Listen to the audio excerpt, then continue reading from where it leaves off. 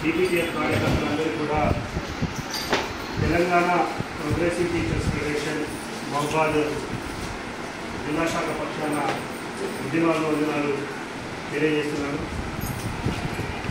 మిత్రులారా, తెలంగాణ రాష్ట్రంలో కాంగ్రెస్ ప్రభుత్వము ఏర్పడి 20 నెలలు కావస్తున్న సంగతి మనకు తెలిసిందే. కానీ ఈ 20 నెలల కాలంలో ఉపాధ్యాయ విద్యారంగ సమస్యల పట్ల పూర్తిగా నిర్లక్ష్యం వహిస్తున్నటువంటి పరిస్థితులు మనకు కనిపిస్తూ ఉన్నాయి. ఈ ప్రభుత్వము అధికారంలోకి వచ్చిన తర్వాత గత ప్రభుత్వ కాలంలో నిలిచిపోయినటువంటి ఉపాధ్యాయుల బదిలీలు కావచ్చు, పదోన్నతులు కావచ్చు పూర్తి చేశారు. అదేవిధంగా ఉపాధ్యాయుల యొక్క నియామక ప్రక్రియను కూడా పూర్తి చేయడం జరిగింది. అదేవిధంగా ఇంతకుముందు మిత్రులు చెప్పినట్టుగా ఏదైనా ఆయన పరిష్కారం చేసిన కొత్త సమస్య ఉంది అంటే వాస్తవానికి గతంలో మనకు మొదటి తేదీనే జీతాలు వచ్చేవి. కానీ గత 2014 తర్వాత టీఆర్ఎస్ ప్రభుత్వంలో అది 10వ తారీఖు కావచ్చు, 11వ తారీఖు కావచ్చు, అట్లా ఒక మొదటి తారీఖు కాకుండా మనకు చాలా ఆలస్యం చేసిన సందర్భం ఉంది. ఈ కాంగ్రెస్ ప్రభుత్వం అధికారంలోకి వచ్చిన తర్వాత మొదటి తేదీన జీతాలు ఇవ్వడం జరుగుతూ ఉంది. దాని పట్ల మనందరం కూడా కొంత సంతృప్తిగానే ఉన్నాము. కానీ ఎన్నికల సమయంలో ఏదైతే కాంగ్రెస్ పార్టీ ఉందో ఉపాధ్యాయ విద్యారంగ సమస్యలన్నీ పరిష్కారం చేస్తామని చెప్పేసి అనేక వాగ్దానాలు చేయడం జరిగింది, హామీలు ఇవ్వడం జరిగింది. అదేవిధంగా మేనిఫెస్టోలో కూడా పెట్టారు. అనేక అంశాలు మేము అధికారంలోకి రాగానే పరిష్కరిస్తామని దాంట్లో ప్రకటించుకోవడం జరిగింది. తీరా అధికారంలోకి వచ్చాక ఆ సమస్యల పట్ల నిర్లక్ష్యపూరితంగా వ్యవహరిస్తూ ఉన్నారు. ఏదైతే విద్యారంగ అభివృద్ధి కోసం మేము అధికారంలోకి రాగానే బడ్జెట్లో విద్యకు 15% నిధులు కేటాయిస్తామని చెప్పేసి ప్రకటించడం జరిగింది. వాళ్ళు అధికారంలోకి వచ్చిన తర్వాత ఇప్పటికే 2 బడ్జెట్లు ప్రవేశపెట్టారు. ఈ 2 బడ్జెట్లలో కనీసం విద్యారంగానికి 7.6% కంటే నిధులు కేటాయించలేకపోయారు. మరి మీకు చిత్తశుద్ధి ఉంటే విద్యారంగానికి బడ్జెట్లో 15% నిధులు ఎందుకు కేటాయించలేదని చెప్పేసి సందర్భంగా ప్రభుత్వాన్ని ప్రశ్నిస్తూ ఉన్నాం. అంతేకాకుండా మేము అధికారంలోకి రాగానే ఉద్యోగులందరికీ కూడా ఏవైతే పెండింగ్లో ఉన్న డిఏలు 3 ఉన్నాయో 3 డిఏలను ఒకేసారి మంజూరు చేస్తాం, డిఏల గురించి మీరు ఉద్యమాలు చేయడం ఏంటి అని చెప్పేసి అప్పుడు అడిగిన సందర్భం ఉంది. కానీ తీరా అధికారంలోకి వచ్చిన తర్వాత 3 డిఏలు కాదు కదా, మనకు ఈ సంవత్సరంన్నర కాలంలో ఒక 2 డిఏలు మాత్రమే ఇవ్వడం జరిగింది. అది కూడా 2022 జూలై డిఏ, 2023 జనవరి డిఏలు. మళ్ళీ నిన్నటి నుంచి చూసుకుంటే మళ్ళీ 5 డిఏలు జమ అయినాయి. భారతదేశంలో ఏ రాష్ట్రంలో కూడా ఇప్పుడు 5 డిఏలు పెండింగ్ ఉన్న రాష్ట్రం ఒక్కటి కూడా లేదు, మన రాష్ట్రం తప్ప. అదేవిధంగా పిఆర్సీ అన్నారు. పిఆర్సీ కోసం మీరు ఎదురు చూడాల్సిన పని లేదు. వాళ్ళు మీకు IR 5% ఇచ్చారు. మేము అధికారంలోకి వచ్చిన తర్వాత మీకు మంచి పిఆర్సీని ఒక 6 నెలల కాలంలోనే అమలు చేస్తామని చెప్పడం జరిగింది. మీ అందరికీ తెలుసు 2023 జూలై నుంచి అమలు కావాల్సిన పిఆర్సీ నేటికి 2 సంవత్సరాలు పూర్తి చేసుకున్నది. కానీ ఇంతవరకు దానికి అతిగతి లేదు. ఆ కమిషన్ యొక్క గడువు కాలాన్ని పొడిగించిన సందర్భం మనం చూస్తూ ఉన్నాం. అంతేకాకుండా ఏవైతే మన బిల్లులు పెండింగ్ బిల్లులో సమస్య అనేది ఎంత జటిలమైపోయిందో ఈరోజు చూస్తూ ఉంటే మనం దాచుకున్న పైసలు GPF లోన్లు కావచ్చు, GPF పార్ట్ ఫైనల్ కావచ్చు, మెడికల్ బిల్లులు కావచ్చు, లేక సప్లిమెంటరీ బిల్లులు కావచ్చు, ఏ బిల్లులైనా కానీ అవి పరిష్కారం కావడం కోసం మనకు జమ కావడం కోసము 1 సంవత్సరం నుంచి 2 సంవత్సరాల కాలం తీసుకుంటా ఉంది. మన పైసలు మనకి ఇవ్వడానికి ప్రభుత్వానికి ఏ ఇబ్బంది కలుగుతుందని చెప్పి ఈ సందర్భంగా అడుగుతుంది.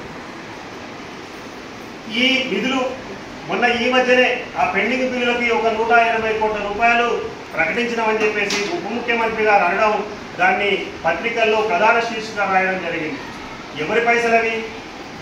మనం దాచుకున్న పైసలు, మన పైసలు మనకి ఇవ్వడానికి ఇంత చేయడమే. దీంతో పాటుగా ఈ బిల్లుల మంజూరు కోసం ఒక కొత్త రకమైనటువంటి విధానాన్ని ఈరోజు మనం మన రాష్ట్రంలో చూస్తూ ఉన్నాం.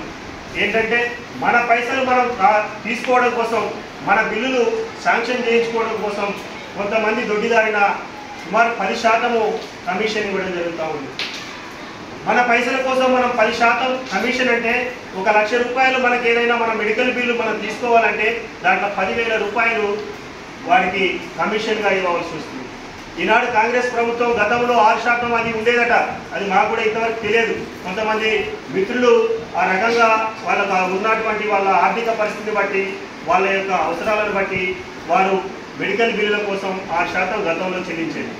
ఇప్పుడు ఈ కాంగ్రెస్ ప్రభుత్వం 10% కమిషన్ ప్రభుత్వం అని చెప్పి నిరూపించుకుంటా ఉంది. 6%ని 10%కి పెంచి దొడ్డిదారిగా ఏదైతే అవినీతిని ప్రోత్సహిస్తూ ఉంది. ఈ అవినీతిని ప్రోత్సహించడం అనేది సమాజానికి మంచిది కాదని చెప్పి ఈ సందర్భంగా మీ అందరికీ తెలియజేస్తా ఉన్నాం. ఇంతేకాకుండా మిత్రులారా, ఇంకొకటి ప్రధానంగా ఉద్యోగ ఉపాధ్యాయులని వారి స్థానికతను దూరం చేసినటువంటి జీవో మీ అందరికీ తెలిసే ఉంటుంది. 317 జీవో. మేము అధికారంలోకి రాగానే ఏదైతే 317 జీవో ఉందో దాన్ని సమీక్షించి వారికి ఆ 317 జీవోలో స్థానికతను కోల్పోయిన ఉపాధ్యాయులకు మేము న్యాయం చేస్తామని చెప్పి ప్రకటించారు. అది కూడా ఇప్పటికీ కూడా ఏమాత్రం పరిష్కారానికి నోచుకోలేదు. మరొక ప్రధాన సమస్య ఈరోజు ఉద్యోగ ఉపాధ్యాయులని వేధిస్తున్నటువంటి సమస్య సిపిఎస్ సమస్య. అధికారంలోకి రాగానే మా ప్రభుత్వం, వేరే రాష్ట్రాల్లో అధికారంలో ఉన్న ప్రభుత్వము సిపిఎస్ను రద్దు చేసి దాని స్థానంలో పాత పెన్షన్ విధానాన్ని అమలు చేయడం జరిగింది. మేము కూడా అధికారంలోకి రాగానే పాత పెన్షన్ విధానాన్ని అమలు చేస్తామని చెప్పడం జరిగింది. సిపిఎస్ విషయంలో ఇప్పటి వరకు ఈ 2 సంవత్సరాల కాలం, ఈ 20 నెలల కాలంలో ప్రభుత్వం ఒక్క అడుగు కూడా ముందుకు వేయనటువంటి సందర్భం చూస్తూ ఉన్నాం. ఇది ఇలా ఉంటే కేంద్ర ప్రభుత్వము దాని స్థానంలో ఒకటి యూనిఫైడ్ పెన్షన్ స్కీమ్ అనేసి ఒక కొత్త పెన్షన్ విధానానికి కొన్ని మార్పులు చేసి ఇంకో పెన్షన్ విధానాన్ని తీసుకురావడం జరిగింది. అది మొన్న ఏప్రిల్ నుంచి అమలు అవుతా ఉంది. దానివల్ల ఉద్యోగ ఉపాధ్యాయులకు ఎటువంటి ప్రయోజనం లేదు. మనం ఏమడుగుతున్నాం? పాత పెన్షన్ విధానాన్ని యథాతథంగా అమలు చేయాలి తప్ప ఇవన్నీ కూడా పాత పెన్షన్ విధానానికి ప్రత్యామ్నాయం కాదని చెప్పి మనం అడుగుతా ఉన్నాం. కానీ ప్రభుత్వం దాన్ని పెడచెవిన పెడతా ఉంది. కేంద్ర ప్రభుత్వం ఈ మధ్య మిత్రులారా మీరు గమనించారో లేదో ఒక కొత్త రకమైన చట్టాన్ని తీసుకురాబోతుంది. అదేంటంటే ఉన్న పాత పెన్షన్దారులకు కూడా తీవ్రమైన నష్టాన్ని కలిగించేటువంటి ఒక బిల్లుని దొడ్డిదారిగా ఈ మధ్య లోక్సభలో ఆమోదించుకోవడం జరిగింది. అది రేపు భవిష్యత్తులో రాజ్యసభలో ఆమోదం పొంది రాష్ట్రపతి సంతకం ద్వారా చట్టం అయితే కనుక ఆల్రెడీ పెన్షన్ తీసుకుంటున్నటువంటి ఉపాధ్యాయులకు కూడా, ఉద్యోగులకు కూడా తీవ్రమైన నష్టం జరిగే అవకాశం ఉన్నది. అది ఎట్లా అంటే ఎవరైతే సీనియర్ పెన్షన్దారులు ఉన్నారో వాళ్ళకి సహజంగా మనకు పిఆర్సీలో ఏ విధంగానైతే ఉద్యోగుల యొక్క వేతనాలు పెరుగుతూ ఉంటాయో ఈ పెన్షన్దారులకు కూడా అదే విధంగా పెరుగుతూ ఉంటుంది. కానీ కొత్తగా వచ్చే చట్టం ప్రకారం ఏదైతే రిటైర్ అయ్యి పెన్షన్ తీసుకుంటారో అదే పెన్షన్ దానికి ఒక డిఏలు మాత్రమే వస్తాయి తప్ప పిఆర్సీ సిఫార్సులలో చేసినటువంటి ఎటువంటి లాభాలు కూడా వారికి రావు. మరి ఇటువంటి చట్టాన్ని కనుక కేంద్ర ప్రభుత్వం తీసుకొచ్చి దాన్ని రాష్ట్రాలు కనుక అమలు చేస్తే అది మనం పాత పెన్షన్దారులుగా చెప్పుకుంటున్నాం, మనకి ఏ ఇబ్బంది లేదు, మనకు చక్కగా పెన్షన్ వస్తుంది, మన జీవితాన్ని, మన రిటైర్మెంట్ జీవితాన్ని ఆనందంగా గడపవచ్చు అని ఎవరైతే భావిస్తున్నారో వాళ్ళకు కూడా తీవ్రమైన ఇబ్బందిని కలిగించే పరిస్థితి ఉంది.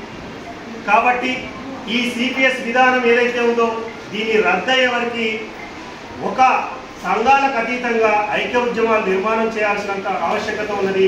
ఐక్య ఉద్యమాల ద్వారానే మనం సమస్యలు పరిష్కారం చేసుకోగలుగుతాం. ఏదో నామమాత్రంగా సెప్టెంబర్ 1న పెన్షన్ విద్రోహ దినం అనేది నిర్వహించి చేతులు దులుపుకుంటే ఆ ప్రభుత్వాలు మన మీద ఏం ప్రేమ ఉండవు, అవి మన సమస్యలను ఆ ప్రభుత్వాలు పరిష్కరించవు.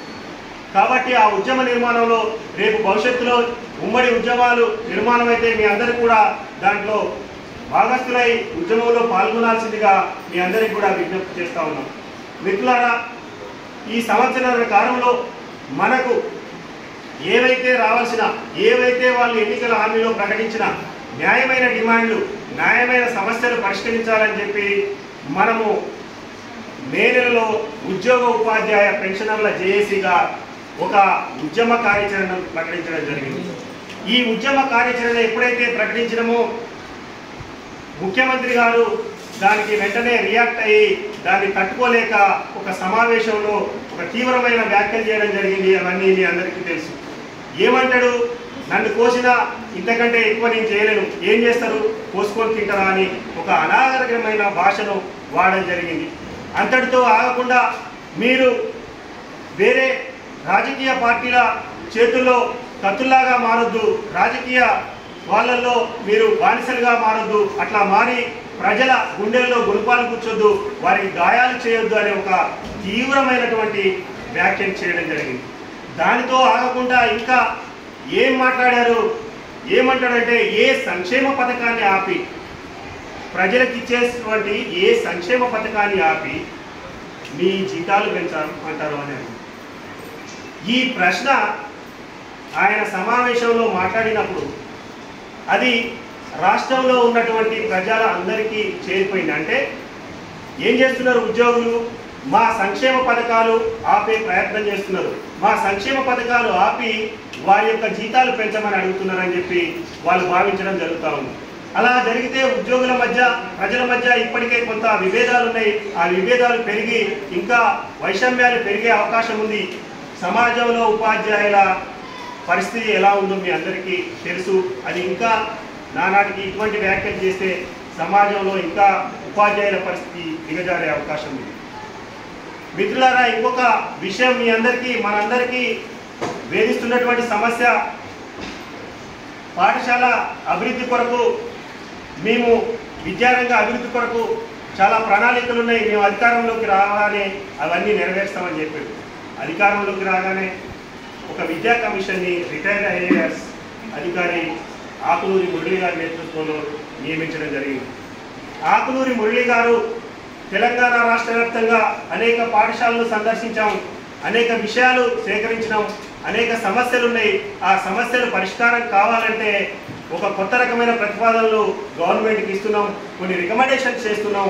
ఆ రికమెండేషన్ చేస్తే తెలంగాణ రాష్ట్రంలో విద్యారంగం అభివృద్ధి చెందుతుంది, సమస్యలన్నీ ప్రభుత్వ బడులు అభివృద్ధి చెందుతాయని మరి భావించాడో ఏమో తెలియదు. కానీ ఏమంటాడు ఆకునూరి మురళి గారి రికమెండేషన్ మనం ఒకసారి చూసినట్టయితే, ఇప్పుడున్న పాఠశాల స్థానంలో తెలంగాణ రాష్ట్రంలో ఏవైతే 30,000 పాఠశాలలు ప్రభుత్వ రంగంలో నడుస్తున్నాయో, ప్రభుత్వ పాఠశాలలు ఉన్నాయో, ఆ ప్రభుత్వ పాఠశాలల స్థానంలో ప్రతి మండలానికి ఒక 3 పబ్లిక్ స్కూళ్ళు, అవి 1వ తరగతి నుంచి 12వ తరగతి వరకు, అదేవిధంగా ఫౌండేషన్ స్కూల్స్ నర్సరీ నుంచి 2వ తరగతి వరకు, అంటే అవి ఒక 3 పాఠశాలలు, ఇవి ఒక 4 పాఠశాలలు. అంటే ఈ ఉన్న పాఠశాలలు అన్నిటి స్థానంలో ఒక మండలానికి 7 పాఠశాలలు మాత్రమే ఉండాలి, వాటిల్లో అన్ని సౌకర్యాలు కల్పించాలని చెప్పడం జరిగింది.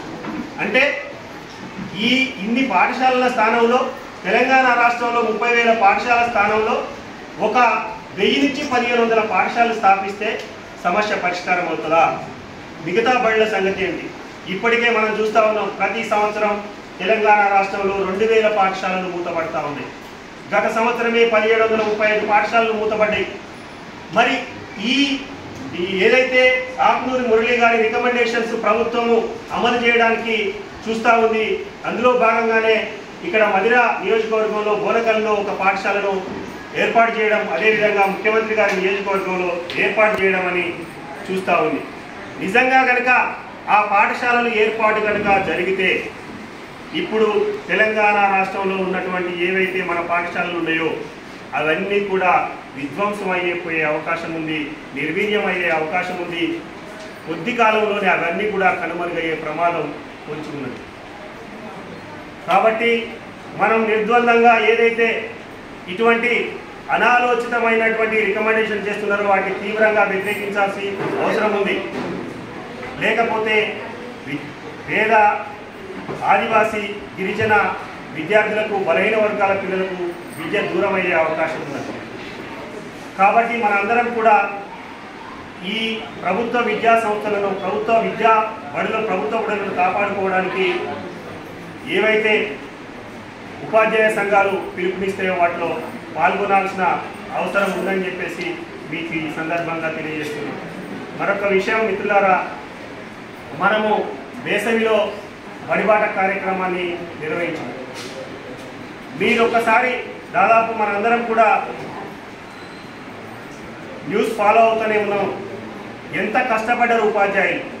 ప్రైవేటు పాఠశాలలకు ధీటుగా, ప్రైవేటు పాఠశాలలకు ఏ మాత్రం కూడా తీసుకోకుండా మన పాఠశాలల్లో విద్యార్థుల నమోదు పెంచుకోవడానికి 6వ తారీఖు నుంచి 19వ తారీఖు ప్రభుత్వం ఏదైతే షెడ్యూల్ ఇచ్చిందో దాంట్లో మనము బడిబాట కార్యక్రమాన్ని నిర్వహించినాం. అంతేకాకుండా చాలామంది ఉపాధ్యాయులు వేసవి సెలవులు వచ్చిన సందర్భంలో ఏప్రిల్ నెల ఎండింగ్లో చేసేందుకు మే నెల మాసంలో కూడా చాలామంది ఉపాధ్యాయులు బడిబాట కార్యక్రమంలో పాల్గొనడం జరిగింది. ఎంతో ప్రయత్నం చేశారు. అయినప్పటికీ ప్రభుత్వ పాఠశాలల్లో విద్యార్థుల నమోదు ఏమాత్రం పెరిగిందో మనం ఒకసారి చూసుకోవాలి. చాలా పాఠశాలల్లో, మీలాంటి పాఠశాలల్లో కొంత స్ట్రెంత్ కనపడతా ఉంది, కానీ మేము మండలంలో తిరుగుతూ ఉంటే ఏ పాఠశాలలో చూసినా పట్టుమని 10 మంది పిల్లలు లేరు. ఒక 100 మంది 50 మంది పిల్లలు పాఠశాలలో ఉన్నారంటే అది చాలా పెద్ద పాఠశాలగా మనం చెప్పుకోవాల్సి వస్తుంది.